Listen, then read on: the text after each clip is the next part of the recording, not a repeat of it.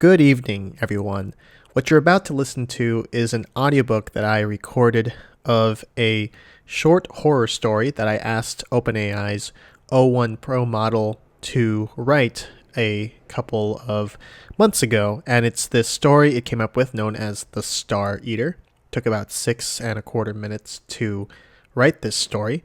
It's not actually 7,200 words. It's something closer to like 10,000 words if you put it into a word count software. And the premise of the story is a horror story happening at Lick Observatory, which is a place I've been to in my graduate student days where I collected data.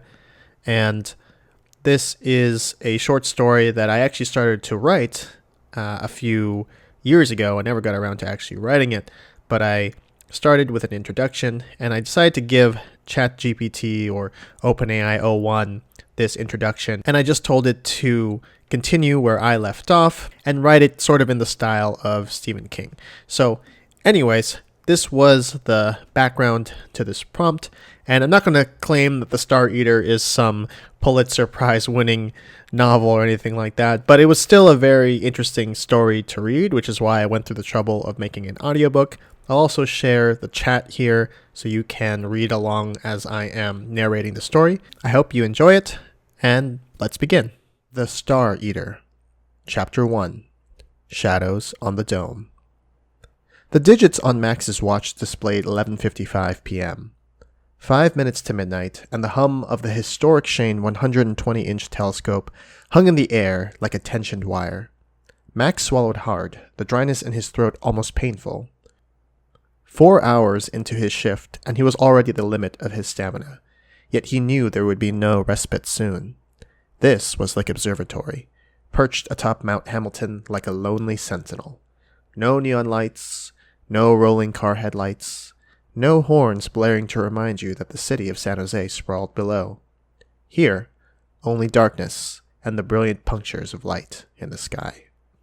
He took a quick look around the circular observation room. Bill, the staff astronomer and telescope operator, was perched behind a desk stacked with charts, images, and a few old coffee-stained logs from the decades past. His ropey arms bore a couple of tattoos that looked like constellations, or maybe stylized serpents. Max couldn't tell in the dim red glow of the console. Professor Alan Bradshaw, Max's PhD advisor, exuded a quiet authority. At 51, he wore his years like a well-fitted jacket, confident without being ostentatious. His thick-framed glasses caught the faint glimmer of the overhead instrument panel as he monitored the telescope's pointing. Alan had told Max more than once that in serious research, the line between success and disaster was razor-thin, especially when dealing with hardware as massive and historical as the Shane. "Do you have the target list ready?" Alan asked, his tone clipped. Max nodded. "Yes, it's right here. PG-0007 will be next after this exposure is done." Alan arched an eyebrow. "You do know what PG stands for, right?" Max drew in a breath. "Palomar Green. The Quasar Survey." The older man gave him a small, satisfied smirk. "Good. Just making sure you're awake." Max shrugged mentally, feeling a mixture of pride and mild irritation. He had spent the past few months poring over hundreds of pages of background reading, surveys, observational data, photometric analysis, all culminating in one big objective: to study active galactic nuclei, AGN, and feed it into his thesis. It was the middle of winter, and although California didn't suffer extreme cold like some states, temperature atop Mount Hamilton hovered near freezing at night. But it wasn't the chilly air making Max's skin tingle. Something, a faint thread of unease, was tugging at him. He chalked it up to nervousness and sleep deprivation. After all, how many times had he fantasized about these nights? A colossal telescope all to himself, scanning the cosmos for the faint glow of energy from distant galactic centers. He was living the dream of every wide-eyed stargazer.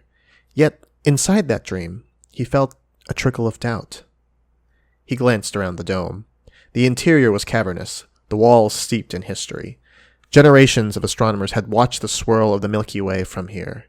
Lick was a place of ghosts, they said. Figuratively, of course. Observational data spanning over a century cast a long shadow across the floors. The catwalk above them circled the giant telescope's housing, and beyond that was the dome ceiling, where a slit opened to the heavens. Suddenly, a shrill scream cut through the quiet like a butcher knife. The unexpectedness of it made Max's heart plunge into his stomach. Bill dropped a clipboard, and Alan whipped around to face the heavy metal door leading to the hall. For a moment, no one spoke. The echo of that terrified cry reverberated in Max's ears. "What was that?" Bill managed, voice shaking. Alan didn't respond. He just motioned for them to follow.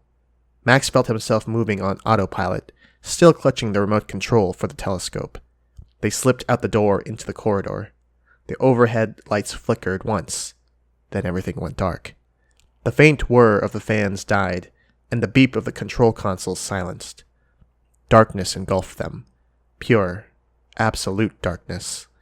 Up here, with no moon tonight and the city lights blocked by topography, it was in ink black. Alan's breath sounded ragged. "Bill, is there a backup generator?"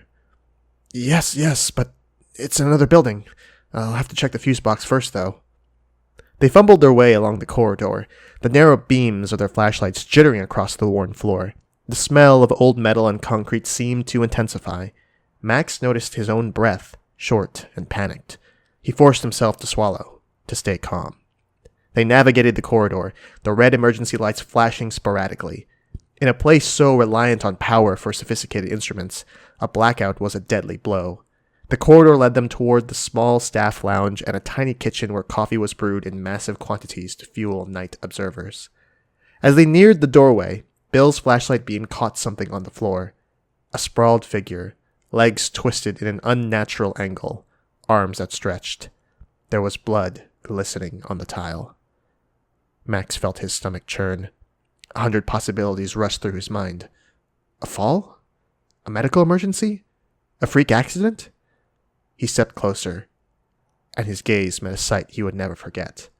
The staff astronomer who had been at Lick that night, Clarissa, if he recalled correctly, lay face down in a pool of her own blood. Her hair was matted, and a wide gash split the back of her head.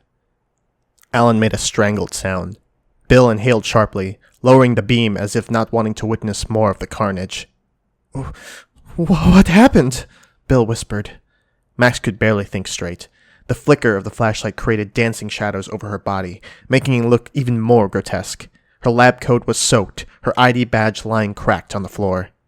Alan knelt down, pressing 2 fingers to Clarissa's neck, although it was obvious from the violent wound that there was no saving her. His expression turned grim. "She's dead," he said in a low voice, choked with horror. Bill exhaled a shaky breath and stared at the dark corridor behind them. We need to get off this mountain. Someone's out there." Max felt a rush of adrenaline surge through him as primal fear hammered in his chest. None of them had seen or heard anyone else. That scream, that single horrifying shriek, it must have been her last. Alan stood, his face pale. "Okay, the power's out. The phone lines might be down. We'll have to drive down to the city and notify the police ourselves." Bill frowned. But the gates. If there's an outage, the gates automatically lock for security. We need to open them manually or override them from the control box near the main office. Max's mind reeled. "We should find an alternate phone. There's the emergency phone near the main entrance of the visitor center, right? Or a satellite phone?" I'm not sure," Bill muttered, shining his flashlight on Clarissa's body one last time. "I know the staff keeps an old satellite phone for emergencies, but I don't know where it is." Alan placed a hand on Max's shoulder. "We'll figure it out. First, let's get the backup power running. Then we can search for a phone or find a way to call the authorities." And so began a night they would never forget. A night in which the bright eyes of the cosmos above offered no comfort, only an indifferent gaze. Like the stars were silent watchers of a nightmare. Chapter 2. Descending into Darkness.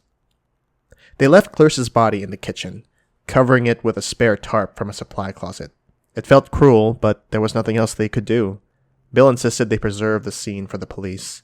Everything about the corridor felt off now, as though the building itself had shifted into some parallel dimension of dread. Their footsteps echoed unnervingly in the silent halls. Without power, the place was hushed but for the rasp of their own breathing. Twice, Max imagined hearing another set of footsteps behind them, but every time he turned around, his flashlight revealed only empty corridors and locked doors. Alan led them toward the building that housed the backup generators. Along the way, they passed the old library with its creaking wooden shelves, the thick smell of ancient books drifting out from a gap in the door. Max's mind drifted back to when he'd first arrived at Lake Observatory a few months ago for a trial observing run. He had wandered those halls wide-eyed, in awe of the storied walls. He recalled reading some plaque about an astronomer in the early 1900s who had died here from pneumonia, refusing to leave his observations even when he was feverish. That used to be a quaint historical footnote. Now, it weighed on his mind like a tombstone. They eventually reached a set of double doors that led to a utility corridor beneath the main dome. Bill tried the handle, only to find it locked. He cursed. "Damn it! I forgot. This route's locked after 10 p.m. for safety reasons. We'll have to go around." "Where?" Max asked. Bill flicked his flashlight down the hallway. "We might be able to cross through the older part of the facility. It's a bit of a maze." "All right," Alan said. He turned to Max. "Stay close. Don't wander off." Max nodded, though the thought of wandering off was the last thing on his mind. He suddenly remembered that odd tingle of foreboding he'd had earlier. It now felt validated in the worst possible way. They made their way through a corridor that displayed framed pictures of famous astronomers who had used Lick's telescopes over the decades. In the flashlight's glow, the black and white portraits seemed spectral. Each face, pale and solemn, seemed to watch their progress. As they turned a corner, Max froze. A figure stood at the end of the hallway. At first, he felt a surge of relief. Someone else was alive. But the figure was tall, a bit too slender. With the flashlight bobbing as Bill moved it, the figure's features were elusive, more silhouette than flesh. "Hey!" Bill called out. The figure didn't respond. Then it moved. No, glided across the hallway and vanished around the corner. The movement was so smooth it made Max's hair stand on end. Alan muttered. "Jesus, probably someone else from the staff. Maybe they're in shock." But Max wondered if that was true. There was something unnatural about that movement. That silence. Bill handed his flashlight to Max. "Keep it steady," he whispered, stepping in front. Slowly, they approached the corner. Max's heart pounded so loudly he thought the entire building could hear it. They reached the corner, shining the light. Empty. A dead-end corridor. "He's gone," Bill said, wiping sweat from his brow. Max took in the blank wall. "But we saw someone." Alan's gaze grew distant. "We should keep moving." They retreated back to the main corridor, eventually finding another route. At last they located a metal door labeled Generator Access. Bill fumbled for his keys and found the right one, and shouldered the door open.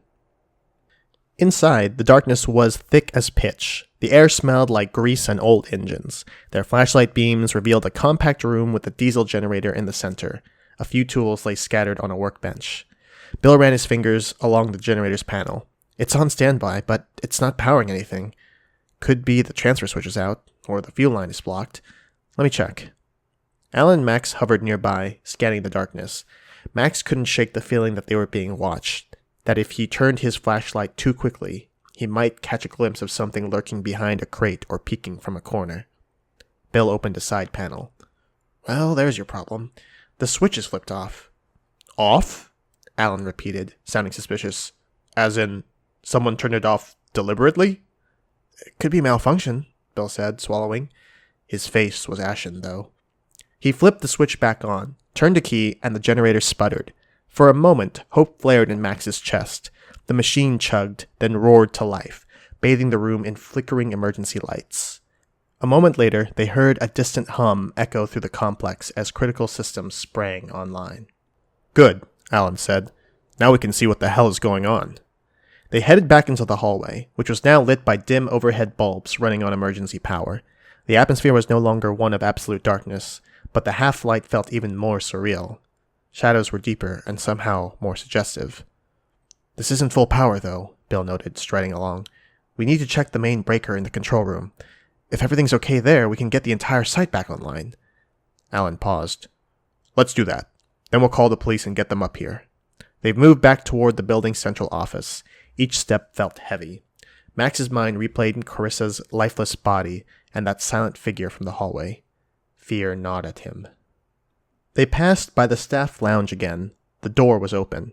Max's eyes involuntarily flickered toward the kitchen, where Clarissa's body lay under the tarp. He couldn't bring himself to look any further. Then, in his peripheral vision, he saw the tarp shift. Only a fraction, but enough to make him freeze.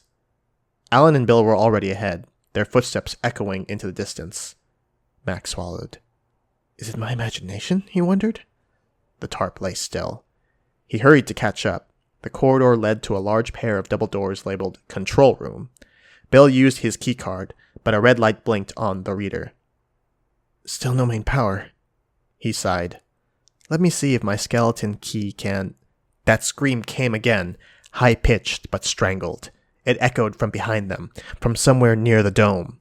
The three men exchanged looks. Fear, confusion, dread. This place is locked down, right? Max asked. As far as I know, Bill said, voice trembling. Unless something has keys. They all realized they needed to investigate, but not one of them wanted to articulate it out loud. Finally, Alan squared his shoulders. We can't leave staff in danger. We have to help if we can. Reluctantly, Max nodded. The thought of wandering deeper into this place with who knows what out there terrified him, but he also felt a flicker of resolve. People might be hurt. Or worse. They moved back in the direction of the dome. The lights overhead buzzed with the ghostly hum of emergency power. The hallway itself felt endless, each step revealing more closed doors, more corners that might hide a threat. When they reached the dome's entrance, Bill pushed it open, and they were greeted by the sight of the giant telescope. Its metal skeleton rose from the floor like a slumbering beast. With the emergency lights, the shape of the telescope's scaffold cast twisted shadows on the walls. Hello? Alan called. Silence. Max circled around the base, stepping cautiously over cables. A shape lay on the floor. A baseball cap. One of the staff must have dropped it. He picked it up, feeling unsettled by how ordinary it was. Then a whisper of movement. Max whirled, shining his flashlight. For a moment, he saw a figure crouched near the telescope controls, but the shape bolted into the darkness.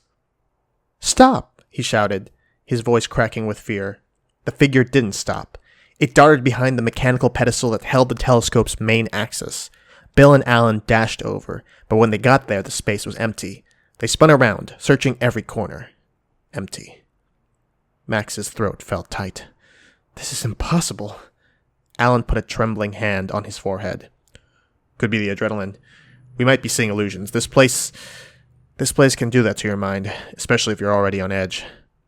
Bill didn't look convinced. Illusions or not, I just hope no one else is... A metallic clank startled them. Above, on the catwalk, something was moving. Footsteps ringing on the metal grating. They aimed their flashlights upward. Nothing but swirling dust motes. A slow dread filled Max. He couldn't help but think of ghost stories told by older astronomers during late-night observation sessions. Stories of footsteps overheard when no one was there, glimpses of shadowy shapes near the telescope's base, and the old rumor that the mountain was once home to a cursed ground. Let's get the main power back. Now, Alan said, voice tight. Together, they slipped out of the dome, leaving the telescope behind like some monstrous idol. The corridor led them down a flight of steps to a locked room that controlled the site's main breakers. Bill fiddled with the keys until one finally turned the lock. They stepped inside. The rectangular room was lit by a single flickering fluorescent tube. Along the wall was a panel of massive switches and circuit breakers. In the corner, an old phone hung on the wall, the curly cord swaying slightly. Alan beelined for the phone. Dead, he announced after a moment, slamming it back into the receiver. No dial tone. Bill examined the breaker. Looks like most of these have been thrown. Could be a surge or sabotage. He systematically flipped breakers, and overhead, more lights powered up. Another hum started as the building's ventilation fans kicked back in. Max felt a glimmer of relief. If the electricity was returning, maybe the nightmare would ease. Then something cracked behind them. A sharp noise like splintering wood. They all turned just in time to see the door behind them slam shut as if yanked by invisible hands. The force of it shattered the old wooden frame, leaving them trapped inside. Max rushed to the door. It wouldn't budge. He slammed his shoulder against it, but it was as though someone on the other side was holding it shut. Bill tried as well, straining until sweat beaded on his forehead. Nothing. From the other side came a soft scraping, like fingernails across the door. Max's heart hammered. Who was out there, and what did they want? "Let us out!" Alan shouted, desperation in his voice. The scraping stopped. A brief silence. Then a whisper. So faint Max couldn't be sure if he heard it or imagined it. "Stay." A thunderous bang rattled the door as though a fist had pounded it. Then the corridor fell silent. Bill's voice wavered. "What in God's name is happening?" "I don't know," Alan stammered. "But we can't stay in here." They scanned the room. There was a single high window, latched from the inside. Maybe they could climb out. Bill dragged a stool over, and Max stood on it to unlatch the window. He hoisted himself onto the sill, pushing the window open. Cold night air rushed in, carrying the scent of pine and the distant city. One by one, they scrambled through the window, dropping onto the gravel outside. Max landed heavily on his side, scraping his elbow. Bill and Alan followed, both panting. The night was eerily quiet. A single security light lit the perimeter of the building. The rest of the facility was half illuminated now that the main power was partially restored. At least the roads might be lit enough to drive. "Let's go to the main office," Alan said, dusting off his coat. "We'll use my car, or Bill's, or anyone's. We have to get out of here." The plan was simple, but as Max followed them down the paved path that connected the buildings, he felt a terrible certainty that the unknown figure, whatever it was, would not let them go so easily. Chapter 3. Echoes of the Past. They reached the main office without incident. The structure was older than the rest, dating back to the 1950s, with peeling paint around the windows. Inside, the lights were dim, but at least they worked. Bill tried the landline at the receptionist's desk. "Still no dial tone," he announced, tossing the handset in frustration. Alan checked his phone. No signal. Max did the same, only to confirm the same outcome. Dead bars. It was as if they were in some dead zone. "We should get into a car. Drive down the mountain," Alan said. "This is insane. We can't handle this alone."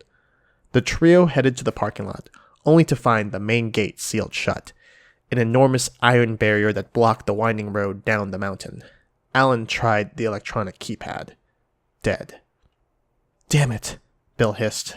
"I forgot. If the system lost power, it won't open unless reset at the control panel in the security office." "Is the security office locked?" Max asked, glancing around nervously. "Of course it is," Bill said. "We'll need to get back inside." A wave of hopelessness swept over Max. Going back in meant risking another confrontation with that unknown presence, but they had no choice. They returned to the main office. In the hallway was a small plaque on the wall detailing the history of Lick Observatory. Max paused, reading it as if seeking comfort in historical facts. Built in 1888 originally, expanded over time, a monument to human curiosity about the cosmos. He found it ironic that a place devoted to understanding the universe could be so full of terror tonight. Alan nudged him to keep moving. Bill led them downstairs to a corridor that connected to the security office. The fluorescent lights flickered overhead, the building's old wiring struggling to keep pace. The door to the security room was ajar. Bill pushed it open. Inside were multiple monitors, some offline, others showing static-laced camera feeds from around the facility. The office was empty. A spilled cup of coffee sat on a console. "There's the control panel for the gate," Bill said, stepping toward the desk. He hit a switch. A series of lights blinked, then turned green. "That should reset it." Max sighed, relief and anxiety entwined. "So, can we open it from here?" Bill pressed the button marked Gate Override. A beep followed, then a motorized hum that indicated the gate might be sliding open. "Let's get out of here," Alan said. They turned to leave, and saw the same tall figure from before standing in the hallway, just past the threshold. In the better light, Max's heart lurched at the sight. The figure wore staff clothing, a button down with the Lick Observatory logo. But the face was wrong. Contorted. Pale, empty eyes stared back at them. The mouth looked slack, as though it couldn't fully close. For a split second, Nobody moved. Then Bill swung the security door shut and locked it, breath ragged. Holy! The doorknob rattled violently. A screech sounded from the other side, half human, half animal. Max stepped back, nearly tripping over a chair. What the hell is that? Alan whispered, voice shaking. Bill's eyes were wide with disbelief. That looks like Gerald. He's a staff caretaker, but something's wrong. The door shook under assault from outside, each blow louder than the last. Max pictured the man's face, those glassy, inhuman eyes. A wave of horror flooded him. What had happened to the caretaker? Was he possessed? Infected? Or something else entirely? We can't stay here, Alan said, scanning the room. Is there another exit? Bill pointed to a back door leading to a maintenance walkway. That leads us around the building. We might be able to get to the parking lot from there. They rushed to the back door. Bill fumbled with the lock, unbolting it. The moment he pushed it open, a frigid gust of air swept in. They stepped onto the dark walkway behind the building. Boom! Something collided with the security door from the inside now, or so it seemed. The caretaker was trying to break in. The pounding reverberated along the walls, but the door held, for the moment. They navigated the narrow walkway, hugging the building. The city lights a distant glow far below. Max couldn't help but glance behind every few steps, expecting that figure to burst from a hidden corner. At last, they reached the parking lot.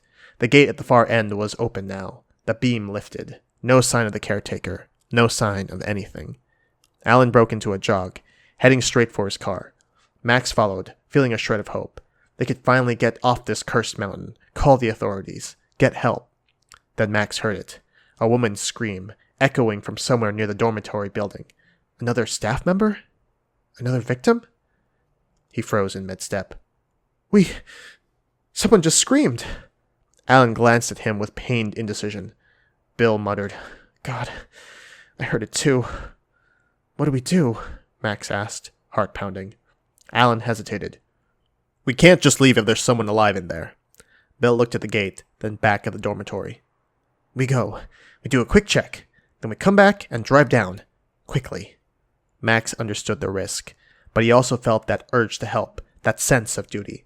Another person might be in mortal danger. Okay, he said, swallowing his fear. They dashed across the parking lot, heading for the dormitory building, an old 2-story structure once used by visiting astronomers. The front door was half open, the overhead light flickering. Hello? Alan called. Is anyone here? No response. They entered cautiously. A large common room greeted them, with couches and a fireplace. Doors lined the walls. Everything was still, the hush broken only by the hum of the emergency lighting. They split up to quickly check the rooms, calling out for survivors. Max took the upstairs level, heart pounding as he ascended the creaking staircase. Each door he passed felt like a potential horror behind it. He tried the first door, which opened onto a small bedroom with 2 beds, both neatly made. No occupant. The next was a bathroom.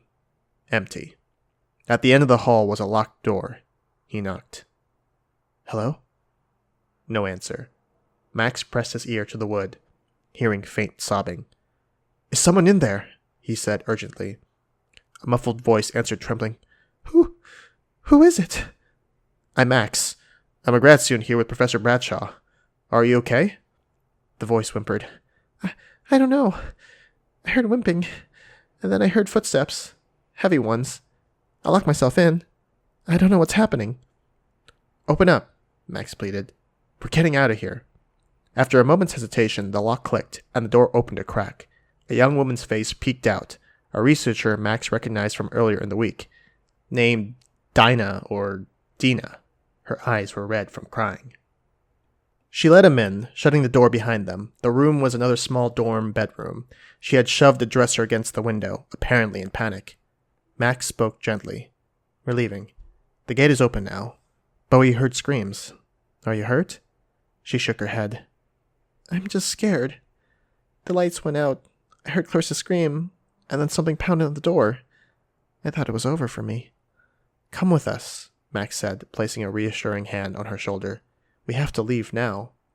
Dina nodded, grabbing her coat from the bed. She and Max hurried downstairs where they found Alan and Bill in the common room. No one else here, Alan said, relief on his face at seeing Dina. Let's go. They exited the building cautiously, the night wind cutting across their faces. Max glanced up at the sky. Stars glimmered overhead, indifferent and cold. Somewhere amidst that cosmic grandeur, a monstrous unknown walked these grounds. But at least now there was a sense of purpose. They had rescued Dina, and they were going to escape. They reached Alan's car. Bill's was further away, but there was no point in dividing themselves up now. Alan jumped into the driver's seat. Bill took shotgun, and Max and Dina climbed onto the back. Alan turned the key. The engine coughed but didn't start. He tried again. "It won't start," Alan whispered, pressing the accelerator gently and turning the key. Nothing but a slow crank. Bill cursed. "Is the battery dead?" "It shouldn't be," Alan insisted. He tried a third time. The engine made a mechanical whine, then sputtered out. Silence. "Try my car," Bill said. They dashed to Bill's vehicle, an older pickup truck. Bill slid in, jammed the key into the ignition. The engine cranked but never turned over. "What's happening?" Dina asked, voice trembling. Bill slammed a fist on the steering wheel. "Damn it! Both cars out? That's not a coincidence." Alan exhaled shakily. Whoever's doing this, must have tampered with them. Or there's some sort of electromagnetic interference. I don't know." A wave of despair washed over Max. So close to escape, and yet so far. "Wait," Dina said. "There's a smaller building near the administrative offices. The old visitor center. They keep an old staff car there sometimes for emergencies." Bill's eyes lit up. "Right. The old Jeep." They set off toward the visitor center, a squat structure near a viewing platform where daytime tourists would gaze at the bay area below. The route took them along a winding path, past the edge of a ravine. The wind whipped across the mountain. They were halfway there when the caretaker, Gerald, or whatever wore his face, came into view, blocking the path. His posture was hunched, and he let out a horrible, guttural hiss. Alan held his flashlight up, illuminating the man's ghastly expression. Pale skin, eyes rolled back so far only slivers of iris were visible. "Gerald," Bill called, though his voice shook. "Are you okay? Let us pass." The caretaker's lips peeled back in a silent snarl, revealing teeth clenched with monstrous fury. Then he rushed forward, unnaturally fast. Alan yelled, stumbling back. Bill swung his flashlight in defense. Max grabbed Dina by the arm and pulled her aside. The caretaker swiped at Bill with a feral strength. Bill crashed onto the pavement, the flashlight skidding away.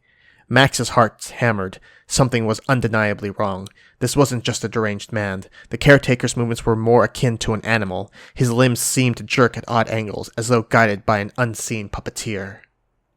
Alan scrambled to Bill's side, but Gerald swung an arm, catching the professor across the chest and sending him sprawling. Dina screamed. Max felt a surge of desperate courage. He grabbed a piece of loose pipe from the ground. Perhaps it had come off the gate mechanism. "Hey!" he shouted, brandishing the pipe. "Stay away!" Gerald turned his glassy gaze on Max. For an instant, Max thought he was about to be torn apart. But the caretaker recoiled, stepping back as though repelled. He made a croaking sound, then sprinted off into the darkness faster than humanly possible. The shapes of the night swallowed him. The group stood there, panting in shock. Bill rubbed a bruised shoulder. Alan clutched his chest, trying to catch his breath. Dina was on the verge of tears. What was that?" Max asked, voice trembling. Bill shook his head. "That wasn't Gerald. Not really. I don't know what that was." Alan reached for Max's shoulder. "You okay?" "I'm fine," Max said, though his heart was pounding like a jackhammer. Dina breathed heavily. Let's get that Jeep." They stumbled the rest of the way to the visitor center, battered and terrified. The building was dark and locked, but Bill produced yet another key. They entered and found the dusty interior. In the corner, beneath a tarp, sat an old Jeep with a manual transmission. "If anything can start, it's this baby," Bill muttered. They removed the tarp, revealing a battered green body. Max helped push the Jeep out into the open air to avoid filling the enclosed space with exhaust. Bill slid into the driver's seat, turned the key. The engine groaned, coughed, then roared to life. A collective sigh of relief swept through them. Dina actually laughed, a short, nervous giggle. "Okay," Bill said. "Everybody in." Max climbed into the back seat with Dina, while Alan took the passenger seat. Bill shifted into gear, pressing the accelerator. The Jeep lurched forward onto the paved road. But the sense of unease didn't lessen as they rolled across the grounds. The hum of the engine was a comfort, but Max couldn't shake the feeling that the night itself bristled with malevolence. Where was Gerald now? And who, or what, had killed Clarissa? They approached the gate, now stuck wide open. Beyond it lay the serpentine road descending the mountain. San Jose was a cluster of lights in the distance, far enough away to be unreachable on foot. As they neared the gate, a shape darted out from behind the guard booth. It was Gerald again, or whatever wore Gerald's form. He lunged in front of the Jeep, eyes gleaming in the headlights, forcing Bill to slam on the brakes. "Get out of the way!" Bill shouted, voice trembling. Gerald stood there, panting, chest heaving, as if in a challenge. Then, with a suddenness that made Max's hair stand on end, the caretaker banged both hands on the Jeep's hood, letting out an inhuman wail. Bill stomped on the gas, and the Jeep surged forward, throwing Gerald aside. The caretaker spun, hands scraping the metal, shrieking, but Bill didn't stop. He steered around the figure, and the Jeep burst through the gate. They sped down the winding road. In the rear-view mirror, Max could see Gerald receding into the darkness, still shrieking, arms raised to the sky. The sense of an uncanny threat followed them like a vile presence. The Jeep whipped around hairpin turns, headlights carving beams through the trees. The silence inside was heavy, broken only by their shaky breaths. Eventually, the lights of the city grew closer, and Max felt an overwhelming flood of relief. They had escaped.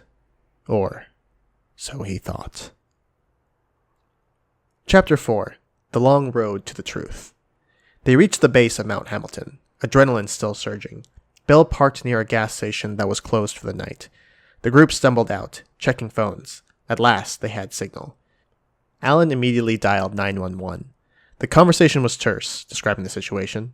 A probable homicide, a deranged staff member, widespread power failure, at least one confirmed casualty. The dispatcher promised to send police and an ambulance up the mountain. "Finally," Alan breathed, shoulders sagging. "We're safe." They piled back into the Jeep and drove to the nearest open diner, about 10 minutes away, where they could wait for the police. It was a small roadside joint, its neon sign flickering. They sat in a corner booth, silent at first, absorbing what had happened.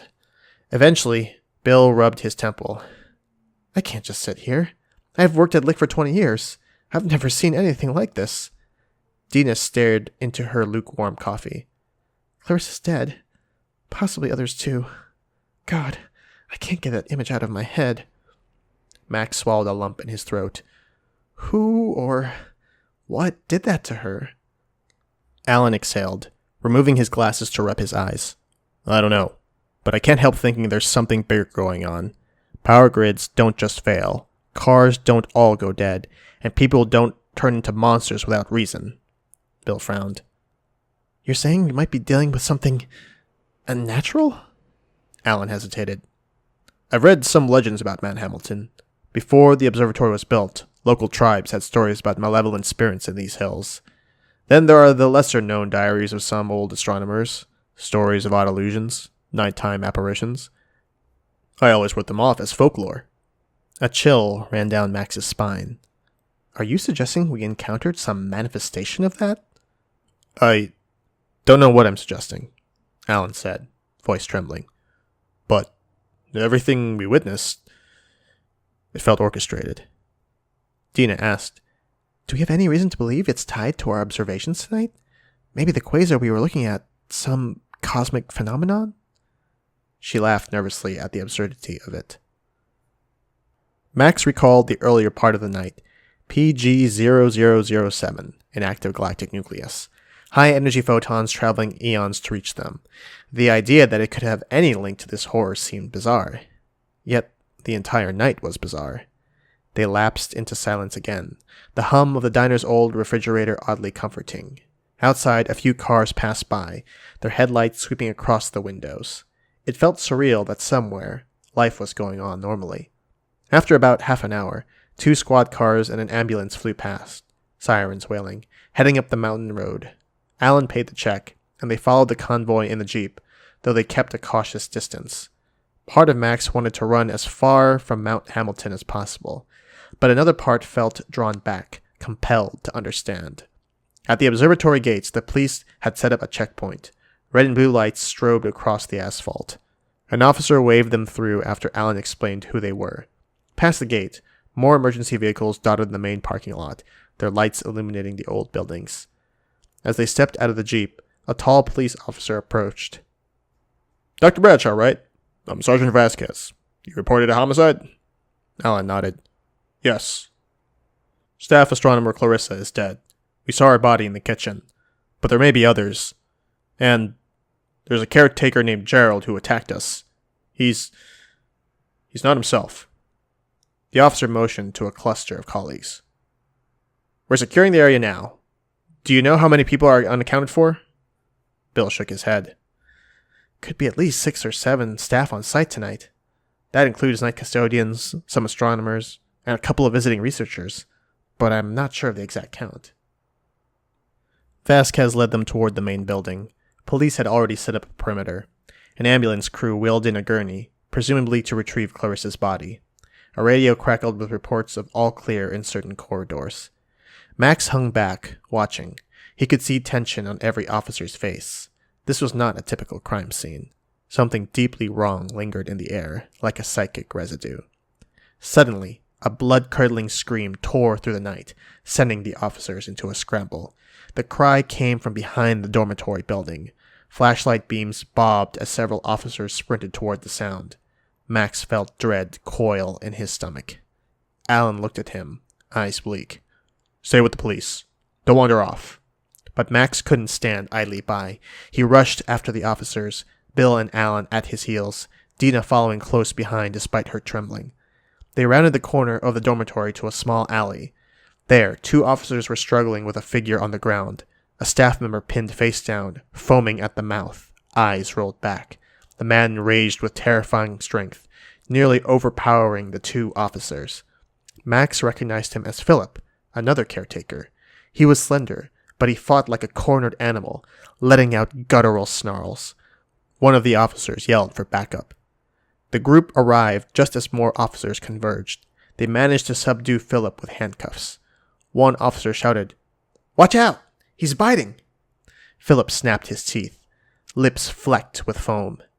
Max stood frozen, horror constricting his chest. He recognized the same inhuman emptiness in Philip's eyes that he'd seen in Gerald's. Paramedics rushed in. They sedated Philip with a syringe. His thrashing slowed, and the foam dribbled from his mouth. The paramedics loaded him onto a stretcher, strapping him down. The entire time, Philip glared at Max with an eerie intensity, like a rabid animal. "What the hell is happening?" Bill repeated, voice cracking. Nobody had answers. The paramedics radioed for a medevac, suspecting some sort of severe psychotic break or unknown infection. Max tried to steady his breathing. If there were more staff members like Philip and Gerald, the entire mountain could be crawling with these violent, twisted figures. The night was far from over. Chapter 5. Whispers in the Dark. The police organized a systematic search of the facility. Sergeant Vasquez instructed Alan, Bill, Max, and Dina to stay in the main lobby of the administrative building, where officers were posted to guard them. They huddled in chairs, the overhead fluorescent lights humming. Outside, shadows of officers passed by the windows. The tension in the air was suffocating. Time dragged. Occasionally they heard a faint shout or the squawk of a police radio. Hours seemed to pass. Dina dozed off in her chair, exhaustion overcoming her. Bill paced back and forth. Max, slumped in a seat, felt exhaustion tug at him too, but fear kept him awake. His mind kept returning to Clarissa's lifeless eyes, Gerald's monstrous face, Philip's frenzy. He remembered those old superstitions about Lick's dark corners. Could it be some kind of mass hysteria? A gas leak? A disease? Alan settled next to Max, whispering, "When I was a grad student, I heard some weird tales from the old-timers here. Stories of an entity in the dome." Max rubbed his temples. "An entity?" Alan nodded grimly. "Legend has it that more than a century ago, a reclusive astronomer reported hearing voices at night, like cosmic sirens. People thought he was insane. Then he died under strange circumstances. Since then, there have been rumors of sightings, odd behaviors, but nothing like this. Max felt a tingle of fear. You think some spirit is possessing people? Alan sighed. I'm a scientist, Max. I don't want to jump to supernatural explanations, but I can't ignore what my eyes are telling me. People are turning feral. Maybe it's a virus. Or a toxin. Before Max could respond, Sergeant Vasquez re-entered the lobby, looking grim. We found 3 more staff members, unconscious but stable. 2 more appear to be affected like that caretaker. Violent, unpredictable. We're trying to contain them. Have you found Gerald? Bill asked. Vasquez shook his head. Not yet. Max's heart sank. The caretaker was still out there. And Clarissa's body? We recovered it, Vasquez said quietly. We'll take it down soon. For now, the coroner has to examine the scene. I'm sorry. Alan swallowed. We appreciate your help, Sergeant. The officer nodded and left. Silence returned.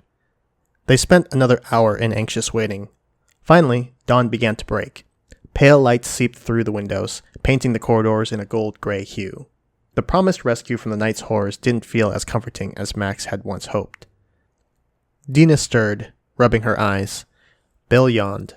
Alan blinked at the windows. Daylight. Thank God. The sliding doors whooshed open, and a different officer approached. We have a problem, folks. Alan stiffened. What is it? Sergeant Vasquez found Gerald. He's inside the dome, barricaded. We need the telescope operator. Bill, is that you? To help us figure out how to get in. Bill stared, brow furrowed. The dome? You mean the main Shane telescope dome? Yes, the officer said. We need to make sure he doesn't damage anything, and more importantly, we have to contain him. He's extremely dangerous. Alan and Bill exchanged a somber glance. Then Bill said, I'll help, but we should have at least one of you come with me who knows the layout. Alan hesitated. I'll go too. Max stood up. I'll come. He didn't want to, but somehow he felt it was his responsibility. He was the one who'd handled the telescope that night. Besides, he couldn't bear the thought of letting Alan face Gerald alone. Dina, pale-faced, opened her mouth as if to protest, but then closed it. She nodded. Be careful. With that, Max, Bill, and Alan followed the officer outside into the crisp morning light. They hiked up the slope to the dome's entrance, passing uniformed police who were setting up a perimeter. An ambulance stood by, engine idling. Sergeant Vasquez was there, face grim.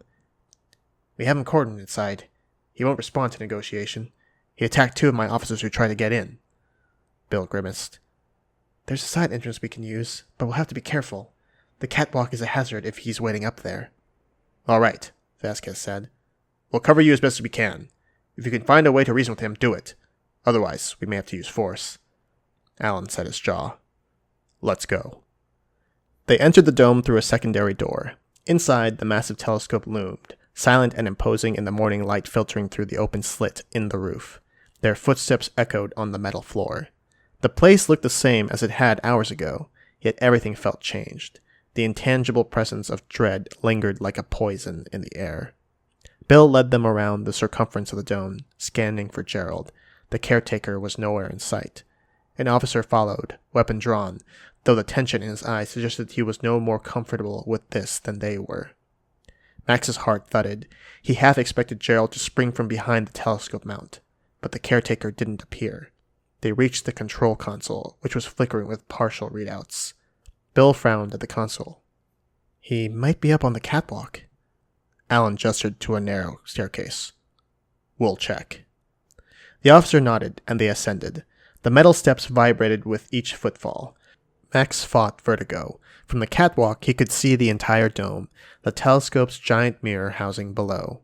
There was no one on the catwalk, just the silent gloom.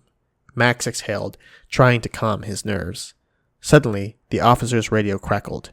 Gerald spotted near the primary door. He's heading your way. Max spun, peering downward. Sure enough, Gerald skulked between the telescope supports, moving with that eerie fluidity. He gazed up at them, face twisted in rage, letting out a rasping hiss. Bill shouted, Gerald, it's me! It's Bill! We're here to help! Gerald snarled, eyes blazing, then darted out of sight. The officer cursed under his breath. This is insane. Alan said, We'll need to corner him somehow. If he gets out, more people could be hurt. They clambered down the stairs, stepping carefully. Max felt the adrenaline coursing through him, muscles tight. Is this really happening? They circled the telescope, flashlights in hand. The policeman advanced with his gun raised. Alan scanned the shadows beneath the massive structure. There, a movement. Gerald emerged from behind a steel pillar, lunging with unnatural speed. The officer fired a single shot into the air, warning him to stop. Gerald paused, face contorted, drool glistening on his chin. Then he lunged again. This time, the officer fired at Gerald's leg, and the caretaker stumbled, blood spraying. He howled in pain, but still crawled forward, eyes fixed on Max as though singled out. Bill and Alan shouted warnings, but Gerald pushed onward, possessed by raw madness. Max backed away in terror. The caretaker reached for him with claw-like hands. The officer fired another shot, and Gerald collapsed onto the metal floor. His breaths came in ragged gasps. An uneasy hush fell. Max stared in horror at Gerald's eyes, which flickered as if some consciousness was returning. Gerald coughed, spitting blood. He looked at Bill, and for an instant, recognition lit his gaze. Bill? He managed. I'm here, Bill whispered, tears in his eyes. Gerald, hold on. Gerald's lips moved in a silent apology. Then he went limp. The caretaker was gone. Bill knelt beside him, shoulders shaking. Damn it. The officer radioed for paramedics, though it was clearly too late. Alan placed a trembling hand on Bill's shoulder. Max felt tears in his own eyes, not only for Gerald, but for the utter senselessness of it all. As the paramedics arrived, they gently moved Gerald's body onto a stretcher. Sergeant Vasquez entered the dome, face lined with exhaustion. He spoke quietly. We didn't have a choice. He attacked. Alan nodded, voice hollow. I know. They stood there, the morning light streaming in, a stark reminder that last night's horrors had real consequences. Max looked up at the telescope's enormous structure. It had witnessed everything, an indifferent giant. He wondered if he would ever look at it the same way again. Chapter 6. Secrets Unveiled. In the aftermath, the police secured the entire observatory. A specialized hazmat team arrived to test for toxins, environmental hazards, or anything that might explain the bizarre behavior. Medical examiners processed the scene, while traumatized staff members were taken to the hospital for evaluation. Max, Alan, and Bill were escorted to a makeshift command post in a conference room. Dina was there too, wrapped in a blanket, sipping tea. Everyone looked hollow-eyed, as though they'd aged a decade in one night. Sergeant Vasquez joined them, accompanied by a stern-faced woman introduced as Agent Collins from the FBI. She had sharp features and spoke in a crisp tone. First of all, we're sorry for the loss of your colleagues, Collins said. We will do our utmost to get to the bottom of this. For now, we're classifying this as a possible bioterror or unknown contagion event. A contagion that causes hyperaggression and hallucination? Alan asked skeptically. Colin pursed her lips. It's not unprecedented. Certain neurotoxins or psychoactive substances can induce mania and violent behavior. Max's mind flashed back to the caretaker's lifeless eyes, the superhuman strength, the guttural snarls. He had trouble believing it was just some drug or mold. Bill's voice shook. But what about the electronics malfunctioning? The car's not starting. The entire power grid going down? Collins exchanged glances with Vasquez. We'll examine every angle. Could be sabotage. Maybe someone was trying to trap people on the mountain. We found a few suspicious devices near the generator. We'll know more after forensics. Alan was silent, a troubled expression on his face. Max could almost hear his mentor's thoughts swirling. Could it still be something unearthly? Agent Collins continued. For now, you'll all be taken to a hospital for observation. You may have been exposed to the same pathogen. The site will remain under quarantine. Dina's eyes widened. Quarantine? For how long? As long as necessary, Collins said. We can't risk this spreading. It was a grim conclusion to a nightmare. But as Max stood there, he felt a swirl of relief and lingering dread. Relief that the immediate threat was contained.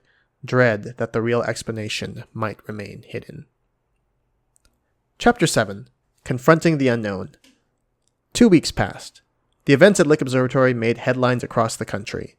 Mysterious outbreak at historic observatory. Multiple deaths. Staff in quarantine. Rumors abounded.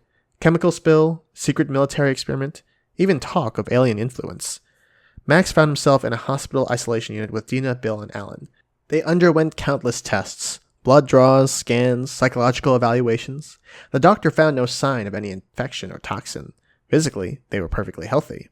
Eventually, they were released, though the FBI kept them under a media blackout. Returning to the university campus, Max tried to slip back into normal graduate student life, but the nightmares persisted. He'd see Gerald's distorted face, Clarissa's corpse, the impossible movements in the corridor. Alan resumed teaching, though subdued. Bill took an indefinite leave of absence from the observatory, grappling with guilt and grief. Dina, though shaken, returned to her research group. One afternoon, Alan invited Max to his office. It was a cramped space lined with books, star charts, and diplomas. The older man gestured for Max to sit. "How are you holding up?" Alan asked gently. Max shrugged. "I'm functioning, I guess. Nightmares still come." "Same," Alan admitted. He drummed his fingers on the desk. "Look, I've been going over old records, diaries from Lick's early days. I had them digitized last year. Some references are unsettling." He opened a PDF on his computer, showing scans of handwritten notes from 1901. Here, an astronomer named Bertrand R. Yates wrote about hearing an eerie hum while working alone at night. He described feeling compelled to do violent things, like a voice urging him to sabotage equipment. He resisted, but wrote that he felt overshadowed by a presence he called the Star Eater. Max's blood chilled at the name. Star Eater? Alan nodded. He claimed it was some cosmic force, drawn to the telescope's lens. The diaries mentioned that after Yates confronted this force, he died under mysterious circumstances. An accident, supposedly. Max thought of Gerald, Clarissa, Philip. Had they encountered the same presence? A presence that fed on fear, driving people to madness, drawn perhaps to the powerful telescope aimed at the center of distant galaxies? Alan leaned back. "I spoke with Bill. He's heard rumors from old staff about an intangible curse. Sometimes trivial poltergeist-like activity, door slamming, footsteps, but occasionally more serious incidents. None as bad as what we experienced, though." They sat in silence, the weight of the unknown pressing on them. Max cleared his throat. "So, what do we do with this information? The official story is a leak of some unknown neurotoxin." Alan closed the PDF. "We might never get the FBI or the university to acknowledge this. They don't want supernatural rumors overshadowing a major research facility. But for our own sanity, we know it might be something else." The lines on Alan's face deepened, and Max saw that the professor felt powerless. At that moment, Max realized how deeply he cared for this place, for the pursuit of knowledge that Lick Observatory symbolized, even if a dark presence haunted it. "Someday," Max said softly, "we might have to return, to figure out if this Star Eater is real, and if so, how to stop it for good." Alan nodded. "I'm not sure we'll have the chance, but if we do, I'd go with you. This is bigger than just finishing your thesis." Max mustered a faint smile. "Thank you." Chapter 8. The Return to Mount Hamilton. The chance came sooner than expected. Months later, the quarantines and investigations concluded with no conclusive results. Under pressure to resume their research, the university announced that Lick Observatory would reopen with enhanced security measures. Only essential personnel were allowed on site, under strict guidelines. One crisp morning, Max received an email from Alan. Subject: Time to face the demon. Max, we've been granted a 2-night slot at Lick to finish the AGN observations for your thesis. Bill agreed to operate the telescope for us, though he's understandably anxious. Dina will join as well, if you're willing. We can bring extra safety measures, just in case. I believe it's important to continue the work we started, and maybe put some ghosts to rest. Alan. Max's pulse quickened as he read. Fear spiked within him, but also a sense of purpose. He typed a reply. Subject: RE: Time to face the demon. Count me in. I'm scared, but if we let fear stop us, that presence wins. Let's do it. Max. On the appointed day, he, Alan, Bill, and Dina drove up the winding road to Mount Hamilton, a sense of déjà vu heavy in the air. They arrived at the gate, now guarded by private security contractors in addition to the staff. The battered old Jeep was gone, replaced by an official university SUV. The sun was setting, painting the sky in hues of orange and pink. Max stood outside the dome, exhaling slowly. Memories bombarded him: Clarissa's body, the flickering corridor, Gerald's vacant eyes. But the facility looked calm now, the new security lights shining. Inside, everything felt different. Work crews had repaired the damage. The main corridors were freshly painted. Upgraded cameras monitored every corner. The staff presence was minimal, restricted to a handful of essential personnel. Dina walked beside Max, quiet but determined. Bill led them to the control room. Despite the new paint and repairs, Max could almost smell the old fear lingering in the cracks. "All right," Bill said softly. "Let's do our job."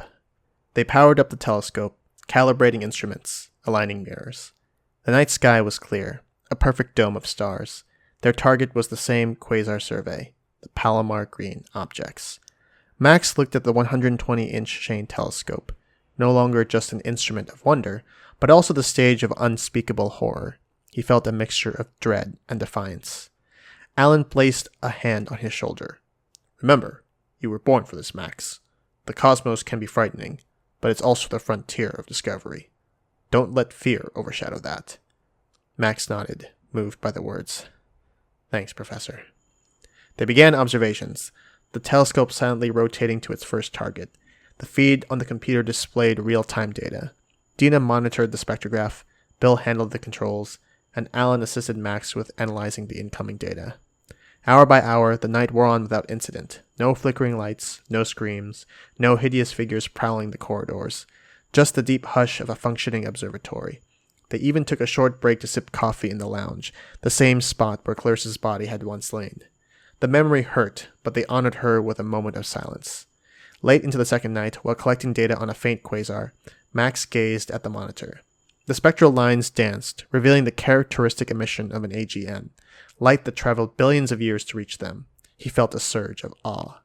And in that moment, something changed. The console flickered. The overhead lights dimmed for a split second. Bill jerked upright, checking the power supply. Dina tensed. Alan stood, face set. Max's heart pounded. Was this it? Another manifestation? But the flicker subsided. Everything returned to normal. Bill exhaled. Power surge, maybe. Alan scanned the corridors through the glass window. No sign of anything. Let's stay on alert. They continued working, tension coiled like a spring. For the next hour, no more fluctuations. At last, dawn arrived, sunlight crawling through the dome's slit. They had completed their data run, capturing everything they needed for Max's thesis. Bill shut down the telescope, powering off the instruments with professional care. Dina closed her laptop, smiling wearily. We did it. Alan clapped Max on the back. Congratulations, you've got your data. A bittersweet relief washed over Max. He felt as though he'd passed through a crucible. The terror of those months ago still hung in the back of his mind, yet it hadn't recurred. At least, not in full force. As they packed up, Max walked alone to the dome's edge, peering out over the railing where the telescope base met the floor. He stared down, remembering Gerald's final moments. Soft footsteps approached. Alan. Are you all right? Max nodded. I'm thinking about him. About them all. Alan placed a reassuring hand on Max's shoulder. You survived. You grew from this. Sometimes, facing the darkest parts of the unknown is how we become who we're meant to be. Max swallowed, emotion welling up. He thought of the child he'd been, dreaming of stars, devouring astronomy books, always wanting to see beyond the horizon of the everyday. That child still lived in him, but now tempered by the cruel knowledge that darkness existed not just in the vacuum of space, but here on Earth, in the shadows of the human psyche, or perhaps beyond it. And yet, the stars still beckoned, unchanged, unwavering in their cosmic dance. Max felt a surge of gratitude that he was still alive to see them, to study them, to dream about them. I think, he said softly, I'm ready to finish my thesis. And then, who knows? Alan smiled. That's my boy. Let's get out of here. The day shift wants the dome." They joined Bill and Dina, who were waiting by the exit. Bill's eyes were moist. "Thank you for coming back with me. I don't know if I could have done it alone." Dina nodded. "We all got through it together." They walked out into the morning light. A gentle breeze carried the scent of pines. Lake Observatory gleamed in the dawn like a fortress reclaimed from nightmares. "Look," Dina said, pointing. A hawk soared above, circling the dome. It let out a sharp cry, then flew into the brightening sky. Max smiled, feeling a symbolism there, his own spirit rising above fear. Free. Epilogue. Starfields Beyond Fear. Months later, Max successfully defended his PhD thesis on active galactic nuclei. The data collected at Lake Observatory formed the core of his analysis, and his committee praised the originality and rigor of his work. After the defense, Alan pulled him aside. "Congratulations, Doctor." Max beamed. "I couldn't have done it without you." Alan shook his head. "You persevered when most people would have run. You've earned this." That evening, the department held a small celebration. Dina attended, raising a glass in Max's honor. Bill showed up too, though he stuck to the corners of the room, clearly still wrestling with painful memories. Max sought him out, offering a warm handshake. "Thanks for coming," Max said. Bill nodded. "Had to. Proud of you, kid. And you know, I've decided to return to Lick full time. It's my home, in a weird way." Max's eyes lit up. "That's wonderful." Bill forced a small smile. "Gerald wouldn't want me to just quit, you know? He loved that place too. I want to keep it alive in his memory." Max squeezed Bill's hand. "I understand." As the party wound down, Max found himself standing alone under a clear sky, the city lights twinkling below. He gazed upward at the constellations. In a few weeks, he would leave for a postdoctoral fellowship at a new observatory, another step in his journey. Yet a part of him would always remain connected to Lick, to that terrifying night that forged him anew. Despite everything, he felt hope. Perhaps one day he would unravel more mysteries of the universe, shining light into cosmic darkness. And if indeed there was a force, whether spiritual or psychological, lurking in the shadows of Mount Hamilton, he would face it again if he must. Because, as he had learned, true courage was not the absence of fear, but the resolve to press on in spite of it. And so, the night beckoned, infinite and unknowable. Max lifted his eyes to the stars.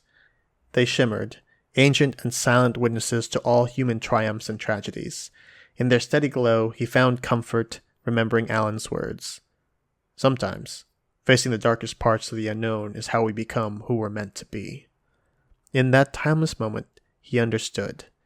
The universe might be vast, incomprehensible, and at times terrifying, but it was also wondrous, filled with discovery. And for Max, there would be no turning away. He would become a sentinel of the night sky, guarding its secrets, chasing its revelations, no matter what lurked in the dark. No matter what nightmares might arise. Because, even in the face of unimaginable horror, he had chosen hope. And that, Max realized, was the greatest light of all.